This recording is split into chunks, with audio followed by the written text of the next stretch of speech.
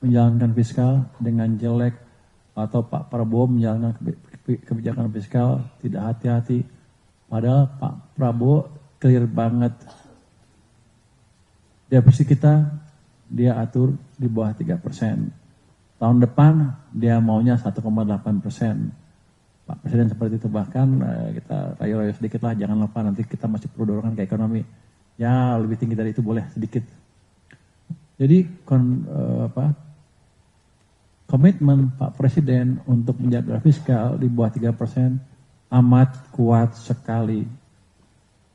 Jadi kita tidak menjalankan kebijakan fiskal yang tidak hati-hati.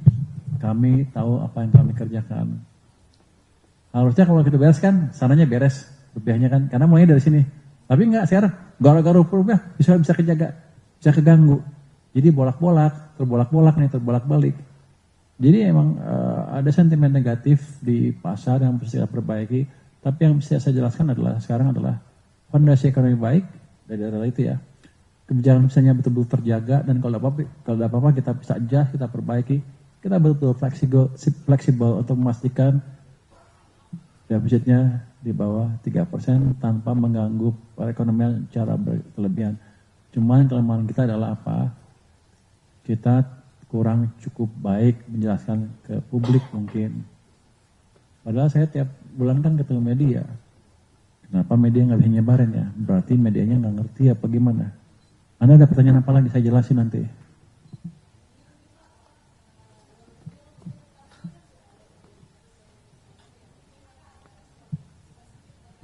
Mungkin enggak, dia nanya itu fleksibilitas anggaran. Saya bilang saya bisa cut anggaran kalau diperlukan, tapi sekarang keadaannya bagus, saya nggak cut lagi. Antara lain saya bilang bisa dari MBG, antara lain ya mungkin ya.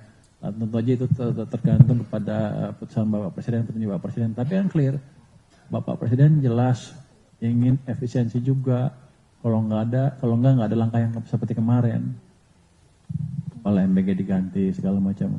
Itu kan jelas menunjukkan komitmen Bapak Presiden untuk menjaga belanja nggak sembarangan dan untuk menjaga fiskal defisitnya di bawah 3%. Dia komit kok. Ini kalau diskusinya malah lebih ngeri. Wah, jadi di bawah 3% bagus ya? Bagus. Gimana kalau kita buat 0? Wah, masalah saya. Ya jangan dulu Pak, kita perlu stimulus ke perekonomian. Oh iya, boleh. Jadi beliau amat fleksibel dan mengerti juga kondisi fiskal. Nggak akan sembarangan.